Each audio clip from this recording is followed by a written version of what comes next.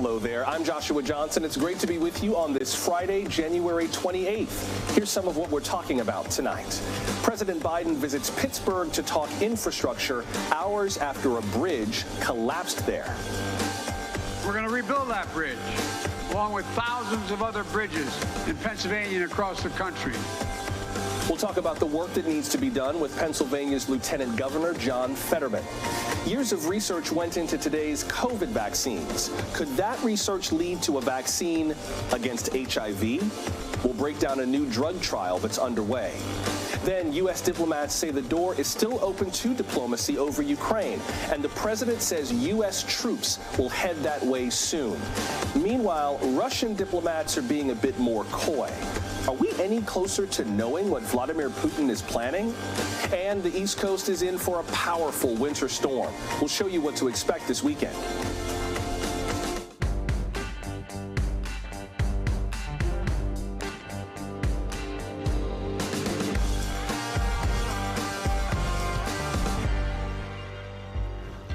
So think back. Remember when the infrastructure bill was taking shape in Washington? That whole debate over what counts as infrastructure? Well, some of the things that are getting funded clearly need that money. President Biden got that question answered again hours before his visit to Pittsburgh. He spoke there about his $1.2 trillion bipartisan infrastructure law. But this morning, the Fern Hollow Bridge in Pittsburgh collapsed. 10 people were injured, at least 3 were sent to the hospital. The NTSB is investigating what exactly caused the collapse. This bridge carries more than 14,000 cars and trucks each day in Pittsburgh. There you can see it in Frick Park, which is not far from the Monongahela River. Inspectors have rated it in poor condition for more than a decade. A city bus was on the bridge when it collapsed. According to the Biden administration, Pennsylvania has more than 3,000 bridges that are rated in poor condition. Only the state of Iowa has more. That all reinforced the president's point about the need to repair our infrastructure. I've been coming to Pittsburgh a long time, and as a former Pennsylvanian, but I didn't realize there are literally more bridges in Pittsburgh than any other city in the world. Did you know? More than in Venice. I mean, I knew there were a lot of bridges. I had no idea that, and we're gonna fix them all. Not a joke. This is going to be a gigantic change, and there's 43,000 nationwide, and we're sending the money. In a moment, we'll check on the nation's bridges, but let's begin with Pennsylvania's Lieutenant Governor John Fetterman. He is running for the Senate this year as a Democrat. Lieutenant Governor Fetterman, welcome to the program. Oh, thanks for having me. Can you start by just describing what you saw when you went down to the bridge? Yeah, absolutely. I was a short distance away. My family and I live a short distance from the bridge. And in fact, I just drove over this bridge yesterday. So it was jarring. I got an alert, and I immediately just dropped everything and head over immediately. And arriving, on the scene shortly after it happened, I was just stunned what I saw. I mean, as the pictures you're showing on the screen show, this wasn't just partial bridge or a piece of it fell out. I mean, this was a complete and full collapse and failure of the structure.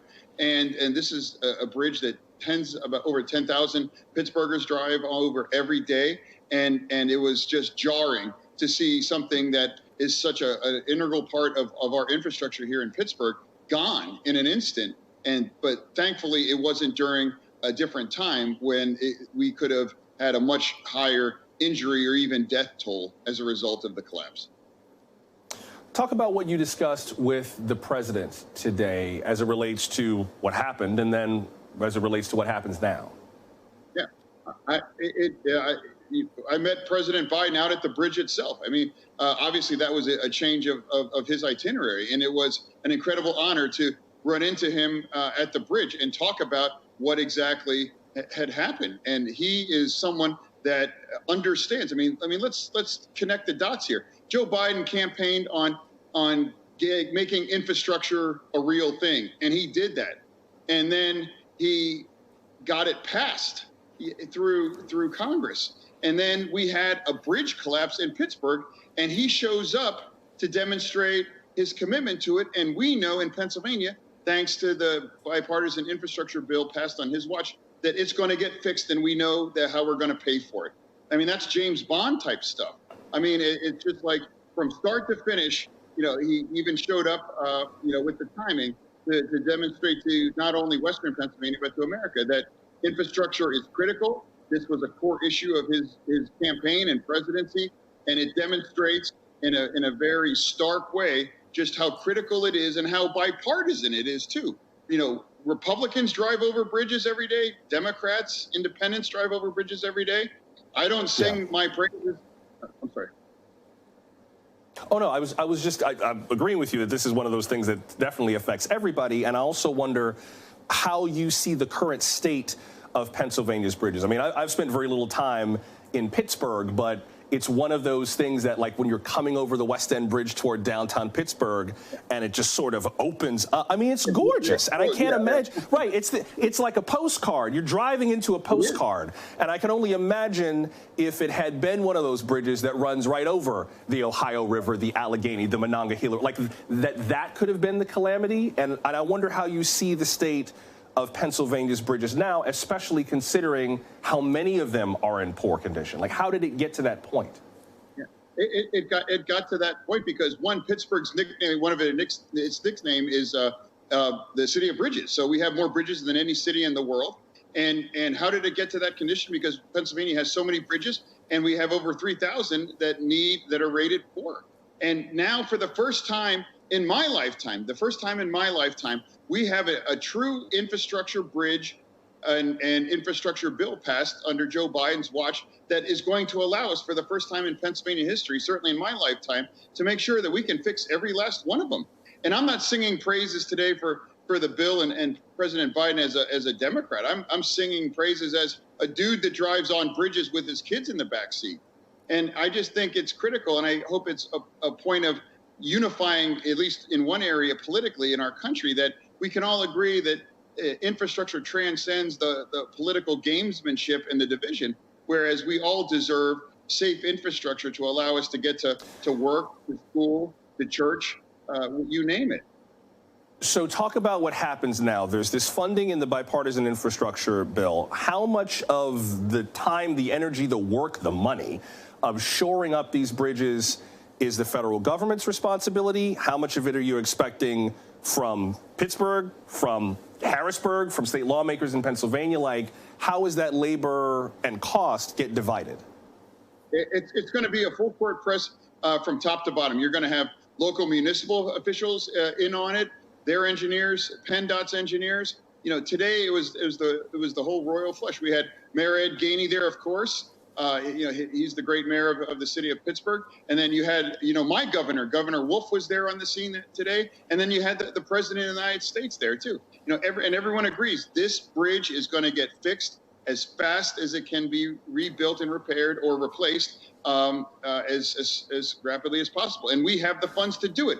Pennsylvania has the funds to do it. You want to know why? Because of the American Rescue Plan. We have over $2 billion in our treasury just for these kind of circumstances and situations. We have the bipartisan infrastructure bill that's going to deliver $1.6 billion to Pennsylvania to address over 3,000 bridges that are structurally deficient or rated poor. So what we know in Pennsylvania today is, one, Exhibit A, our infrastructure desperately needs investment. Two, we have the resources thanks to the Biden infrastructure bill.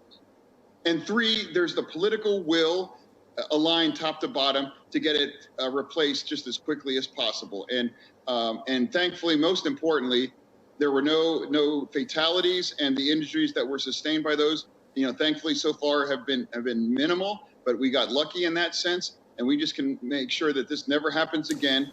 And now we have the resources to make sure that we're well on our way to achieve that goal and dream of having zero structural deficient bridges here in Pennsylvania. Pennsylvania's Lieutenant Governor John Fetterman, I appreciate you making time, sir. Thank you very much. No, thank you so much for having me. Thank you. Now let's shift to bridges across America. Joining us now is Andy Herman. He's a past president of the American Society of Civil Engineers, and he co-authored the Bridges section of our National Infrastructure Report Card. Mr. Herman, welcome. Thank you, Joshua. I wonder what you make of what happened in Pittsburgh today. I mean, that's the bridge collapse that we saw that, coincided with this presidential visit. So obviously it's getting everyone's attention. Do you see that as unusual or more common than we might think? How do you interpret it? Bridge collapses are very rare in the United States. One of the reasons is we have a bridge inspection program that looks at every bridges on a periodic basis and rates them. And the state DOTs and have to report to the federal government on the condition of all those bridges. That's 600,000 bridges across the country that have to be inspected. I know that, I know that you've not had a chance to view this exact bridge, but I heard you say that bridge collapses are rare. I presume you don't have any reason to believe that there's anything funky going on with this bridge collapse. Like when bridges collapse, they're because something went structurally wrong. Like you said, it's not known yet what happened to this bridge, but this bridge was inspected in September of 2021 and was rated poor. And a poor bridge generally has several things that happen to it. It might be closed immediately. It might be posted for loads. It might have emergency repairs, or it might have emergency repairs or load restrictions on it. So talk about what is supposed to happen. What's the proper scenario under which bridges are maintained? Clearly something went wrong with this. You said the bridge was recently inspected.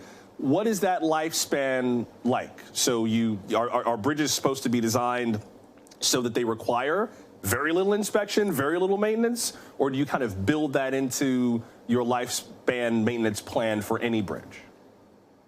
Well, bridges of this era had a lifespan of about 50 years. And if you maintain the bridge, repair it, rehabilitate it, it can gain much more than a 50-year lifespan. Present bridges are designed for a 75 to 100-year lifespan. Maintenance is so critical to bridges. Even just cleaning off the salts that go for the de-icing on a yearly basis can help preserve bridges. But that de-icing, especially in the Northeast in Pennsylvania, it gets salts on the roads to make them safe for driving, but also that salts gets into the steel and starts corroding the steel away and rusting it. And you lose the section, the material of the bridge itself, and that can weaken the bridge and reduce its load carrying capacity. I wonder what your sense is of why so many bridges are in trouble. I mean, I used to live in San Francisco, and I remember when they rebuilt the eastern span of the Bay Bridge with a self-anchored suspension span. It is a marvel of technology, and the whole process of like building the new bridge, breaking down the old bridge, and sliding the new bridge in place. Everyone just like rallied around this because we all knew we needed the span that cracked in the Loma Prieta earthquake of 1989. And then you drive over other bridges, like the Richmond-San Mateo Bridge, which goes over the widest part of San Francisco Bay. And I think, oh my God, if something happened on this bridge, there's nothing that can save me. I feel like bridges should be one of those things where we're like, yes, fix it right now. How did we get to this point where so many bridges are in such bad shape? It's chronic underfunding for decades. We haven't raised the gas tax since 1992. We haven't really been paying attention to our bridges. They've been there, they've been working for the most part, and we've let them go. You have to maintain bridges. It's like your car. You got to change the oil to make that engine last longer. You can put it off and put it off, but eventually those cylinders are going to seize and you're going to lose your engine. It's maintenance and it's dollars into the bridges themselves. Yes, they have a 50 or 75-year life, but if you don't take care of them, they're not going to have that full life, and they're going to fail prematurely. I hear you in terms of funding. Gas taxes are a multi-headed hydra of political challenges, and I think it's different when you have a bridge like, say, the Golden Gate Bridge on the other side, over the Golden Gate. It's kind of self-funded by its own entity, as opposed to a publicly funded bridge like the Bay Bridge. Before I have to let you go, what about the future of our bridges? I mean, I presume that the bridges we're building to replace the broken bridges aren't going to be exactly the same design. Like, have bridges come a long way in terms of how they're designed and built and the materials that are used and so on? We're using much more resilient materials, stronger concretes, stronger steels, We're designing bridges for a 75-year life, in some cases a 100-year life. We're looking to put better materials, better construction details into the structures to make them last longer. So the future looks better. And as we repair the older bridges, we're using some of that better material also. Andy Herman, a former president of the American Society of Civil Engineers. Mr. Herman, thanks very much. Thank you, Joshua. Now, bridges are, of course, just one kind of infrastructure we rely on. Air conditioning is another. That presents challenges for many Americans, especially in the Sun Belt. Back in 2020, Arizona reported 522 deaths from heat. That's up 84% from the year before. And in 2020, the city of Phoenix had 53 days that year that got as hot as 110 degrees. Experts say that Arizona's daytime and nighttime temperatures have both been rising even more now. Climate change is a factor, but so is Phoenix's population growth and development. The city boomed back in the 50s. Reason being, air conditioning. As the population grew, so did concrete infrastructure. That reduced green spaces in town considerably.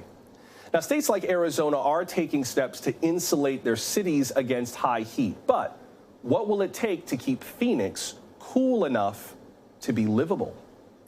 Joining us now is Peter Kalmus, a climate scientist at UCLA's Joint Center for Regional Earth System Science and Engineering. He's also the author of Being the Change, Live Well and Spark a Climate Revolution. Mr. Kalmus, welcome to the program. Thank you. So what do you see in terms of the ways that cities like Phoenix deal with this extreme heat? It seems like some of the heat issues are foreseeable and manageable. You look at a city like Palm Springs, California. It has incredibly intense heat, and they have found ways to live with that and work around it. Are there solutions that are applicable to cities like Phoenix? Well, there's two major factors that are increasing the heat in cities like Phoenix. So one, of course, is global heating, which is caused primarily by burning fossil fuels. And the second one is something called the urban heat island effect, which comes about from having lots of black surfaces, rooftops, pavement, and fewer green spaces in cities like trees, which help keep things cooler. So, you can deal with some of the stuff from the urban heat island effect. You can mitigate some of that dark pavement. You can install what are called cool roofs, which are lighter color and reflect more of the sunlight. And you can plant more trees. You can also have better access to things like cooling centers, make sure that people have air conditioning. But that'll only take you so far when you have fossil fuels being burnt worldwide, which are making the planet heat up continuously at about a couple of fractions, about 0.2 tenths of a Fahrenheit every 5 years, just getting hotter and hotter every year. So, ultimately, we're going to have to deal with climate breakdown and global heating, which is caused by this heat trapping CO2 being emitted into the atmosphere and changing the heat balance of the planet. And frankly, the only way to do that is going to be to end the fossil fuel industry, and we are all going to have to face that as a society very soon. Could you put into context something for me that you just said in terms of this heat increase, 0.2 of a degree per year? How big is that? How close does that put us to the point where we reach, for lack of a finer term, a point of no return? Like, how much does 0.2 of a degree per year actually factor? So that's per every 5 years. So usually we talk about degrees Celsius when we're talking about average global heating. We are right now on track to surpass 1.5 degrees Celsius of global heating in the early 2030s. And then, further on, we're going to surpass 2 degrees unless we take very rapid action currently. And you can get a very rough sense of what that translates into in terms of Fahrenheit by multiplying by a factor of 2. So in the 2030s, we're going to be about 3 degrees Fahrenheit hotter in the global average. Now over land, it's even more. It's roughly another factor of 2.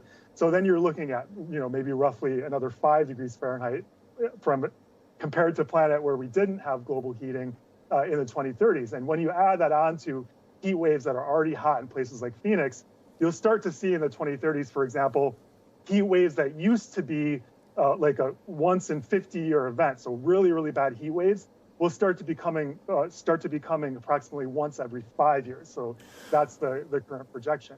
And what's really, the thing that really keeps me up at night is that that's not as bad as it can get, right? So there's basically no ceiling. The more fossil fuels we burn, the worse this will get. Are there certain places, certain urban areas where, I think one of the things that some folks have suggested with some parts of the country, whether it's heat, whether it's flooding, parts of the Gulf Coast that tend to flood every year, one thing some people have suggested is maybe you shouldn't move there. Like maybe we should depopulate some of these areas. I do not know how feasible that is in Phoenix, and I do not want those angry emails. So please do not at me on Twitter for saying you should leave Phoenix. But is that something we need to consider in terms of where people are in addition to the sources of the emissions that we're putting out? To some extent, but I would counter that by pointing out that one of the really surprising things that happened last summer in the Northern Hemisphere was what we called the heat dome event up in the Pacific Northwest, so Seattle and Vancouver. That was just a sort of a shockingly intense heat wave at fairly far northern cities, right, all the way up in Canada. So in a way, I think one of the things that we have to learn as a species from that heat dome event, and again, remember, these very, very hot events, that 2021, the very, very hot summer, that's more or less the coolest summer that we'll all experience for the rest of our lives. That's just the nature of things getting hotter every year. This is not a new normal, right? We're kind of on an escalator towards higher heat. And I think what the heat dome event taught me, at least, is that there's kind of no place to run, right? We're all in this together on the planet. There's certainly some places which are going to get hurt, that are going to get hit earlier and harder. Unfortunately, a lot of places in the global south, close to the equator, if we don't take very rapid action as a species, some of those places close to the equator will soon, later this century, but very soon, within decades, start to become too hot and humid for the human body. And so people won't even be able to live there. So, in my opinion, this is an emergency. I know there's a lot of other stuff going on right now. We're just talking about collapsing bridges. We're in the middle of a pandemic. But this is kind of a slow rolling emergency that will keep getting worse every year. And we have an industry, the fossil fuel industry, that has literally been lying to us and misinforming the public for decades. Since in the early 90s, they got together and kind of collaborated and discussed how they could prevent action, right? So I think as a society, we need to start getting angry about that and discussing how we're going to rapidly transition away from fossil fuels. Well, with regard to that, I hear you in terms of, I hear you in terms of transitioning away from fossil fuels. I think that will happen as, more vehicles come online that are not fossil fuel dependent. I believe that there are people who are willing to do that if there was a vehicle that would kind of meet the need without having to pump gas, especially as the cost of gas goes up. In the meantime, before I have to let you go, are there any cities that are doing it right, as you see it, that are making steps in the right direction that others might emulate before I got to let you go? Oh, wow, that's a great question. I know there's a lot of great legislation going on in New York City and New York State. State of California is really starting to step up. They're realizing that this is something they're going to have to start actually spending some money on, and hopefully they can become a sort of a beacon to the world. But again, I really think this is something that has to happen at the federal level. And since it's a global problem, eventually we're not very good at this as humans, unfortunately, but we're going to have to learn how to do this in a coordinated way on the international level as well. Yeah. That is definitely not something we've been good at so far, but time will tell. We'll see. We might just get our act together one of these days. Peter Kalmus, a climate scientist at UCLA. I appreciate you making time, sir. Thank you very much. Thank you. Still to come, President Biden warns that Russia could invade Ukraine soon. Russia says it does not want a war, but it did not rule out military action. We'll catch you up on a very busy week in this standoff. Glad you're with us on this Friday for Now Tonight from NBC News. I'll be moving U.S. troops to Eastern Europe and the NATO countries in the near term. President Biden gave that update just hours ago on troop movements near Ukraine. More than 100,000 Russian troops are now positioned on the Ukrainian border. War appears to be at least possible, but how likely is it? Today, Ukrainian President Volodymyr Zelensky accused the U.S. and NATO of creating panic. He says that it's harming Ukraine's economy. we heard a different tone at the Pentagon from General Mark Milley. He's the chairman of the Joint Chiefs of Staff. The general called Russia's troop deployment larger than anything since the Cold War. He said that an attack could be, in his words, horrific. There are many people in highly dense population centers throughout Ukraine. And if war were to break out on a scale and scope that is possible, the civilian population will suffer immensely. And we heard from Russia's foreign minister, Sergei Lavrov. He's kind of equivalent to the Secretary of State. Today, Mr. Lavrov said in a statement, quote, "If it depends on the Russian Federation, then there will be no war," unquote. How big is that if? And at what point does it turn into when? Let's discuss that with Ambassador Michael McFaul. He's the former U.S. ambassador to Russia and an NBC News national security and international affairs analyst. Ambassador, good to see you again. Welcome. Thanks for having me back. Could we start with what the president said about more troops making their way toward NATO countries in Eastern Europe? What do you make of that? I think it's the right move. I think everybody should understand that these are not troops going to Ukraine. They're going to our allies, our NATO allies, and they're there for defensive purposes. Russia's amassed 130,000 troops near these countries. They want reassurances that we're going to be there to protect them. So I think it's a very prudent move. Can we just clarify, they're not going to Ukraine, or they're not going to Ukraine yet? Oh, I don't see any scenario under which they go to Ukraine. I mean, things happen during war. It's a good point. You don't know. I worry, for instance, of accidental attacks, mishaps, Russian planes flying through NATO airspace and then tit for tat. But that intentional deployment of U.S. troops in Ukraine, I see zero probability of that. Can we, before we go any further, because there was a ton that happened today, and a lot of the major players spoke today, the defense secretary, the secretary general of NATO, the president of Ukraine, the foreign minister of Russia. Like, there were a lot of major players who had a lot to say today. Could we just go all the way back to the beginning for someone who may be watching this and thinking this is my first time really looking in on this on the story all week? This is happening because Vladimir Putin kind of decided to make this happen, right? He is the one who kind of provoked all of this aggression toward Ukraine, is trying to create a pretense for war, and the international community's like, please don't do this. That sounds like a pretty good summary to me, but it's very important to understand why this is happening and who is making it happen. Vladimir Putin is the guy that put 130,000 troops on the borders of Ukraine. You just showed the map, right? When Sergei Lavrov, Minister Lavrov, somebody I used to work with rather closely in the Obama administration, when he says we don't want war, well, then I want to say to Sergei, the foreign minister Lavrov, I should be careful here, pull your troops back.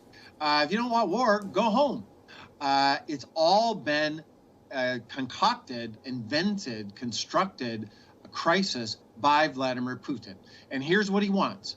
He wants NATO to say that Ukraine will never join the alliance. But here's the rub. There's been no talk about Ukraine joining NATO for many, many years. There hasn't been a major NATO expansion for over 20 years. I think what he's doing is something much bigger. He wants us to capitulate and therefore force the Ukrainians then to deal with Russia on Russia's terms. I wonder what you make of the rhetoric on all sides, particularly because it sounds like nobody's really happy right now. You've got the Western nations and NATO saying, please don't do this. You've got Russia saying, don't make us do this. You've got Ukraine now with President Zelensky saying, you are causing panic. Everyone needs to shut up because you're making the economy fall apart. And now you've got this UN Security Council meeting that's coming on Monday, where Russia will be there, the U.S. will be there. There'll be a chance for all of these parties to talk. I wonder what you expect to come out of the next few days, since it seems like no one is quite getting what they want. Well, that's a good point. And by the way, nobody ever gets what they want during war. It will be catastrophic. I want to associate my comment with what General Milley said. We should all be very sober about this. This is a very serious moment. I do think the key event, it won't be at the United Nations Security Council, because Russia will, that'll be a standoff. That'll be a show. That's my prediction. I hope I'm wrong. What is really key is Putin's, not Lavrov, not Rybkov, not these other people, but Putin's reaction to the two proposals that the Biden administration and the NATO alliance delivered to them. He demanded written proposals to his two draft treaties, right? And in one of those draft treaties is a red line for NATO and the Biden administration about closing the NATO door for expansion. There's no way they'll agree to that. But from what I understand, talking to administration officials, these are people I used to work with in the Obama era, they put some pretty substantive counter proposals in their written proposal. And now they're waiting to see, does Putin want to negotiate about these things? Things like missile defense, soldier deployments, things that could actually enhance European security. Be good for Russia, good for Ukraine, good for Europe, good for the United States, in my opinion. And now the ball's in Putin's court. Does he really want to talk, or is this all just a predicate, a buildup, an ultimatum for war? With regard to that, before I got to let you go, let me play a cut from Defense Secretary Lloyd Austin. He also spoke today at the Pentagon, and here's part of what the Defense Secretary said. I don't think this is about trusting Putin. This is about our allies trusting us. And so that's really what we're focused on. And we, you know, Mr. Putin, at some point in time, will reveal what he's thinking. But again, I'm not sure that he's made final decisions on what he's going to do yet. Before I let you go, with regards to trusting Putin, part of me cannot help but wonder if all of this is a little bit of misdirection. If we're supposed to be paying attention to this big, loud conflict on the border with Ukraine, and then over here, Vladimir Putin is doing something else dastardly that we're not paying as much attention to. Before I let you go, Ambassador, is the world focused on the right related threat, or is there something else that we should be looking at? Well, yes and no. The immediate threat is 130,000 troops. And what Putin has said, don't expand NATO and I'll pull my troops back. But what he has done in terms of the lack of focus is nobody is talking about Crimea. Nobody's talking about Donbass. Nobody's talking about Abkhazia and South Ossetia. I'll bet you most people don't even know where those places are. They're in Georgia. In other words, those are the real threats to European security that as a result of Russian military intervention in Georgia in 2008, intervention and annexation in Crimea in 2014, nobody's talking about. By the way, we're also not talking about assassinations that allegedly have happened that have been ordered by the Kremlin in Berlin, in London, attempted assassination in Salisbury, a NATO ally, and in Tomsk, Russia, against Alexei Navalny. That's part of security too. Those are Europeans whose individual security has been threatened and sometimes their lives taken. So by not talking about that, by focusing on this other crisis, Putin in many ways has pocketed some of those gains from the past. And so in that way, it's important to remember the real threat to European security, in my mind, is not some fictitious fantasy thing about NATO expansion in the future, but those very concrete things that Putin has already done. And we're not talking enough about those issues. And now, of course, that means we'll have to have you back to talk about Crimea, Donbass, Abkhazia, South Ossetia, and all of those other things that you meant. You're very good at creating the next conversation at the end of the current conversation. 10 points, sir. Michael McFaul, I always appreciate having you here to explain all of this. Thanks very much. Sure. Thanks for having me. Up next, as you know, tens of millions of us are under winter storm watches or warnings. Some of us are bracing for what could be a very big nor'easter. We'll take a closer look at this weekend's weather just ahead. Stay close.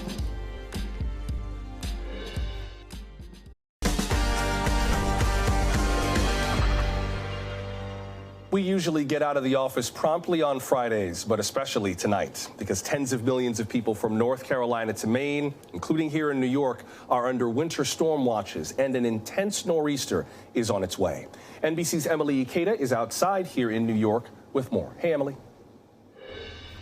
Hey there, Will. You will hear officials throughout the Northeast say that they are prepared for the worst. Just here in New York City, already 700 salt trucks out prepping roadways, pooling from salt barns like this one. Overnight, we'll see a switch to snow plows, which total nearly 2,000. Again, just here in Manhattan. This comes as tens of millions of Americans ranging from the Carolinas all the way up through Maine face winter alerts. This is the first blizzard warning this region has seen in 4 years. Parts of the Northeast could see up to 2 feet of snow, and it's going to come down at a pretty remarkable pace. Some areas up to 4 inches of snowfall an hour. That will make for treacherous travel conditions, which explains why we're seeing cancellations from the railways to the runways. Amtrak announcing it's canceling many rides for Saturday, plus more than 3,000 flights already grounded for Saturday. I'm Emily Ikeda in New York City for NBC News. Now, forecasters say this winter storm could last until Sunday in some places. NBC meteorologist Dylan Dreyer picks up the story for us with what we can expect this weekend. This is the first time blizzard warnings have been posted for the East Coast since 2018, and they extend from Virginia all the way up to Maine. And we are going to see conditions deteriorate rapidly, especially after midnight tonight. The snow that's out there right now, that's really just the precursor. It's a weak cold front that's moving through that's just adding cold air. So that's locked in place while this storm system continues to develop. So we're looking at our worst conditions for the mid-Atlantic region after midnight through Saturday morning. And then as we go into Saturday afternoon and evening, that's where we'll see our worst conditions across parts of New England, especially closer to the coastline, where we will likely see those blizzard conditions. We are also looking at snowfall rates of about 2 to 4 inches per hour, so whiteout conditions, nearly impossible to travel. So stay indoors throughout the duration of this storm if you can, because it is just going to be very, very dangerous. We're looking at about 8 to 12 inches of snow in New York City. You go farther east, we're looking at totals over a foot, perhaps across eastern Long Island. Boston could see about 18 to 24 or more inches, especially across southeastern Massachusetts, where we could see some of our highest totals. Winds are likely to gust up to 40 to about 65 miles per hour. Again, the farther east you are, the more likely you will have these very gusty winds. That, combined with those snowfall rates of 2 to 4 inches per hour, is another reason why we are going to see those whiteout conditions. It's also the reason why we are likely going to see power outages as well, especially eastern Long Island, southeastern Massachusetts, the Cape and the islands, where we are likely to see those power outages. And then the cold air back behind this storm, the wind chills down in the single digits, that's what's going to settle in. So by Sunday, we are looking for wind chills down well into the single digits, and even down across Florida, the wind chill will only be in the mid-20s, something Florida hasn't seen in about 8 years. Back to you. Thank you, Dylan. That's NBC meteorologist Dylan Dreyer with the latest on the forecast. Coming up, Chicago's bright idea for better streetlights. They could help make the city greener. But which other cities are also making the switch? That story when we come back.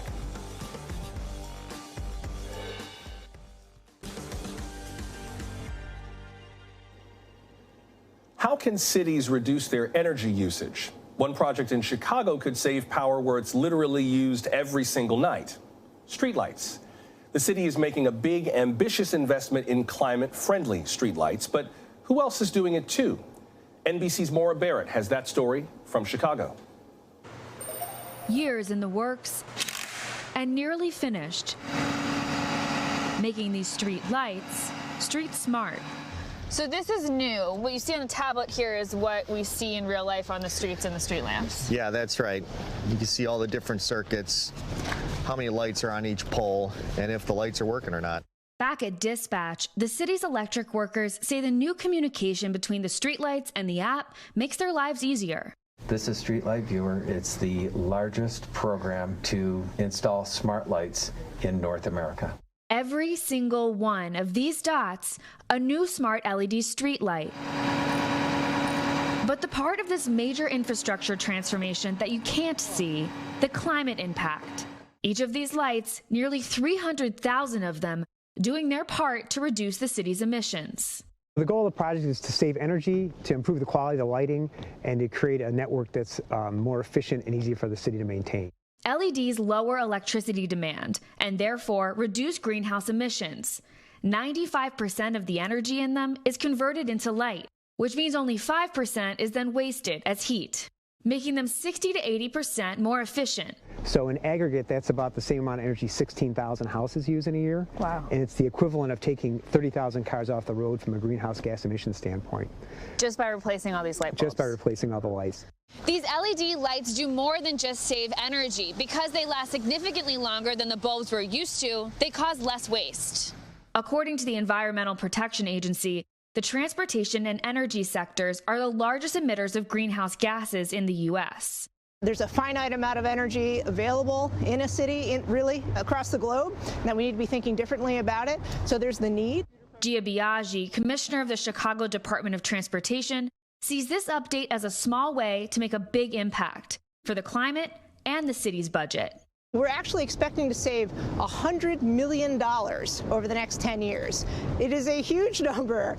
That savings, after a $160 million investment, the city expects the project to pay for itself. I think what we've shown for a city of this size, that we can pull it off, and that means cities all over the country can do it too. Right, that's a lot of potential there. Tons of potential. And really, I think one of the things that we like to do in Chicago is we like to experiment and pilot things and then figure out how does that become a systemic change. Los Angeles has installed about half of the amount of lights as Chicago, and some smaller cities like Tucson have already made the switch. Other cities like Philadelphia, Boston, and Pittsburgh are currently developing their streetlight modernization plans. With Chicago now shining in a new light, the energy cost of streetlights has already been cut in half from last year, charting a greener future for America's third largest city. It compels us to look at, well, what other parts of our infrastructure can we think about in this way? Are there other public-private partnerships that can deliver on this? These are the kinds of futures, I think, that a project like this provokes. Now, Joshua, when you look bigger picture, specifically at that infrastructure bill that you were talking about earlier in the show, this is part of it, right? Clean energy, sustainable solutions is something that they're looking to accomplish, even though a lot of the funding in that bill, understandably, goes towards transportation. But the city of Chicago actually harnessed onto a public-private partnership, and that's something that can be doable at any scale, at any city across the country, right? And this is something that a lot of cities, as we mentioned, is looking to really harness on. The Northeast Group, which is a smart infrastructure intelligence research firm, estimates that the U.S. is going to be spending about $8.2 billion investing in this technology over the next decade. And so that's an indication of something that can make a big difference, even with this simple switch when it comes to those streetlights. Now, in the meantime, though, this can be something you even do in your own homes, right? I mean, switching out LEDs for your light bulbs in your house isn't going to necessarily stop climate change, but it does its part into slowing the effects. Joshua? Thank you, Maura. That's NBC's Maura Barrett reporting for us from Chicago. Moderna is testing a new mRNA vaccine, but not for COVID.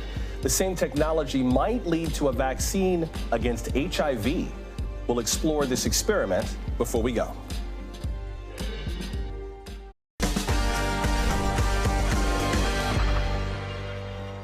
Science has a way of snowballing. One discovery can lead to another. Years of discoveries led to our COVID vaccines, but what might those lead to?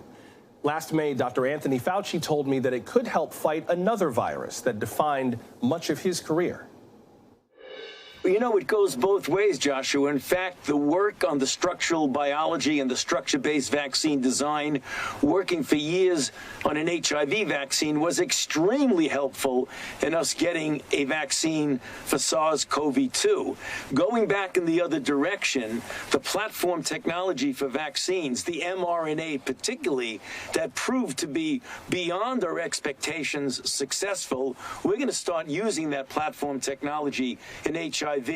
So it's one is helping the other back and forth. Turns out Dr. Fauci was right. Yesterday, Moderna began clinical trials for an HIV vaccine. It developed the shot with the nonprofit International AIDS Vaccine Initiative. Like the COVID vaccine, it uses mRNA technology to teach our cells how to fight HIV. Joining us now is Dr. Robert Fullilove. He's a professor of socio-medical sciences and Associate Dean of Community and Minority Affairs at Columbia University's Mailman School of Public Health. Dr. Fullilove, welcome to the program. Thank you very much for having me. Glad to be here. This would be a huge deal if this vaccine works. Talk about how significant this would be. In a way, it feels like kind of the holy grail of HIV prevention for the entirety of this pandemic? When Margaret Heckler in 1985 announced to the American public that we found the bug that was causing AIDS, it was HIV, one of the things she promised was that in a very short space of time, we would have both a cure and a vaccine. That was 1985. Here we are in 2022, and it's finally happened.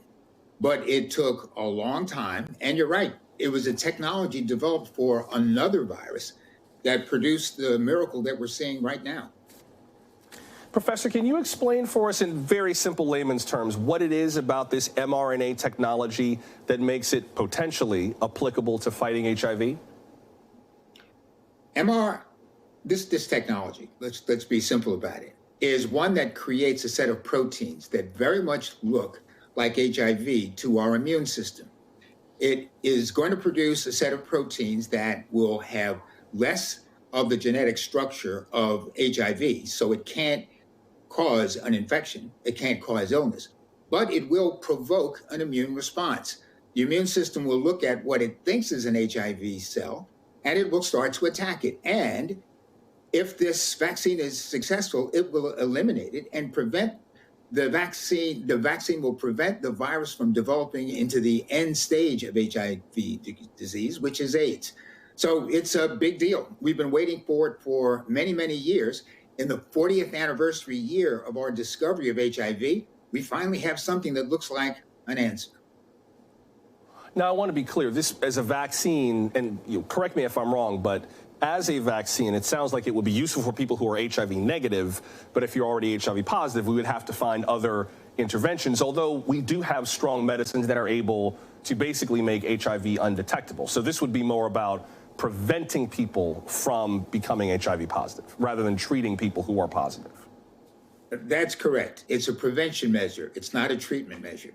We have some very active antiretroviral medications that are quite effective. They've been around since the 1990s. We will continue to use these, but we still average about 35 to 38,000 new cases of HIV every year. We're really targeting that as our most important mission here, to reduce the number of new cases and hopefully in my lifetime see the elimination of HIV altogether from the human family. Professor, how would you want to see this vaccine deployed? I feel like there are so many things about the fight against HIV, so many preventive methods that people don't know to this day, like things like PrEP, taking the daily medications, either Truvada or Descovy, to prevent HIV infection. I know a lot of gay men who have no idea that PrEP exists and it's been around for years. So it feels like even with the interventions we have, there's a lot of educating to do. There's a lot of educating to do, and clinically, it's very complicated. PrEP is not easy. You take a pill, but you have to take it at a certain time. We have to be really clear that it's present in your blood. We have to make sure, in other words, that its levels are effective to prevent HIV, if it enters, from creating an infection that's going to be problematic. What we're talking about now is a simple shot. It's an injection. It's very much like vaccines that we're already accustomed to taking. And now that we're in the era of COVID-19, where for all of us, vaccines have become a part of life, adding this vaccine to the list means I think that we'll be doing something that we're already accustomed to doing. And for folk who are at risk of getting an HIV infection, this really does mean that we're about to enter a new day. Before I have to let you go, Professor, suppose this vaccine works, suppose it clears all the clinical trials, gets approved, goes on the market. Where would you like to see outreach for this vaccine targeted first? Well, clearly in the communities that have been hardest hit historically by this particular virus. I'm talking specifically about men who have sex with men. I'm talking specifically about folk who live in marginalized communities, communities that are characterized by racial segregation. These are the places where we see the highest concentration of infection, and this would be the location for, I hope, what will be a very impassioned effort to make sure that this vaccine is distributed, that it is successful, that people accept it, and that it becomes exactly what we're hoping for, the dawn of a new day. Dr. Robert Fullilove, I appreciate you making time for us, sir. Thank you very much. Pleasure was mine. Thank you for having me. And with that, your weekend may begin. Please be careful with this winter weather, and thank you for making time for us. Follow us online at NBC Now Tonight on Twitter, TikTok, Facebook, and Instagram. You can always leave us a voicemail, 888-575-2NBC, or email us nowtonight@nbcnews.com. Until we meet again, I'm Joshua Johnson. If you are in the path of this winter storm, please stay safe. And one last thing, if you're in Texas, the voter registration deadline for the primaries is this Monday. Register online at votetexas.gov. Enjoy your weekend. I'll see you Monday. Good night.